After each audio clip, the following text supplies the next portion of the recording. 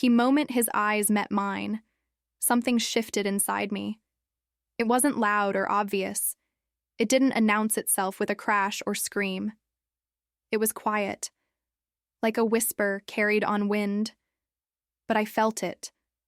A warmth bloomed in my chest, unfamiliar, yet strangely comforting.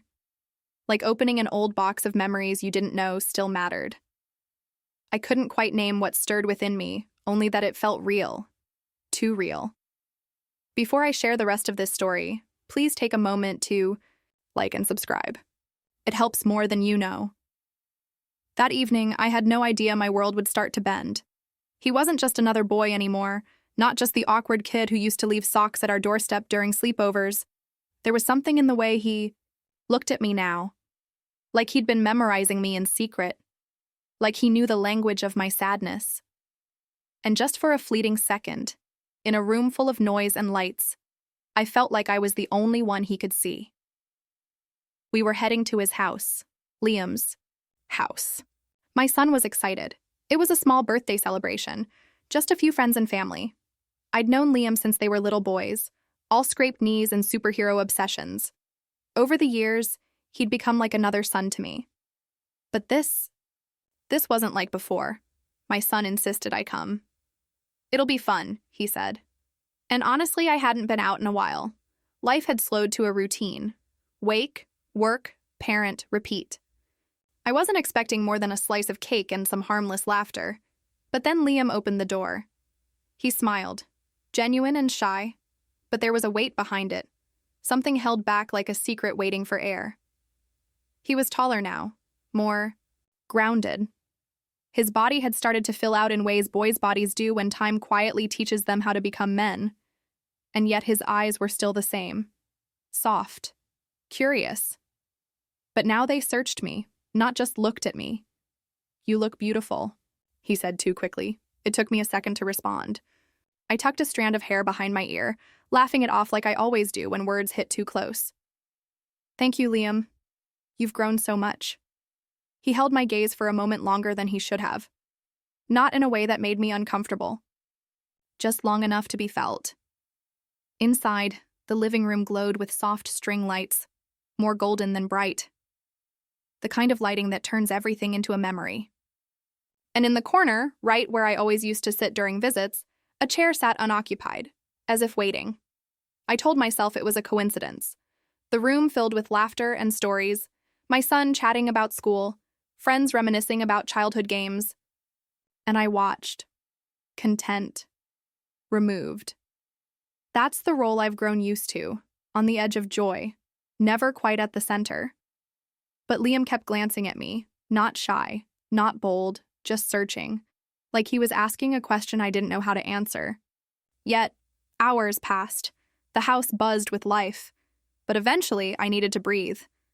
I stepped outside into the cool night, letting the quiet wrap around me like a shawl. It was peaceful. Still.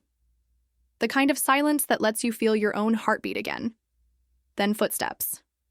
"I was hoping you'd step out," Liam said softly. I turned. He stood a few feet away, his voice no longer the casual pitch of a teenager, but something steadier. Calmer. "It's loud in there," I said. He nodded and came closer, careful not to cross that invisible line. "I remember how you used to sit out here during our parties. You'd bring chips and soda and just watch us run around." "You remember that?" I asked, a little surprised, a little touched. "I remember everything about you." The air changed. He looked away quickly, maybe unsure of his own words, but the truth had already landed. It floated between us, suspended like mist. Not uncomfortable, just unspoken. "You've always been kind," I said gently. "Loyal. Sweet too. My son. That means everything to me." His eyes met mine again, and they held something more than just gratitude. "But it's more than that for me," he said. "It always has been." And in that moment, I didn't see him as my son's friend anymore. I saw him as someone who had grown quietly alongside my life, noticing things I thought no one noticed. "You're young, Liam," I whispered. I know. But I'm not confused, and I'm not a kid anymore. I looked away, heart fluttering in a way I hadn't felt in years. Not out of lust, not out of danger, but because something in me had been sleeping, and he had stirred it gently. You don't understand what that means, I said, unsure if I was trying to convince him or myself. I do, he replied, stepping closer. It means I've cared for you longer than I probably should admit.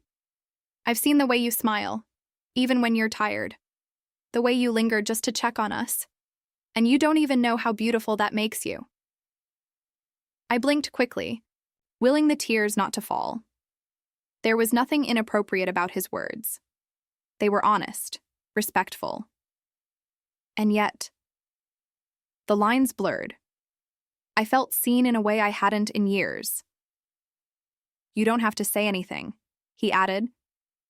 I just needed you to know. Even if nothing ever comes of it, I needed you to hear it. Once. I could have brushed it off, pretended it was a fleeting feeling. But something inside me recognized the truth in his voice. The quiet affection. The way he saw me not as someone's mother, but as someone worth knowing. The rest of the evening passed quietly. No more words, just glances, lingering looks filled with something delicate and unspoken.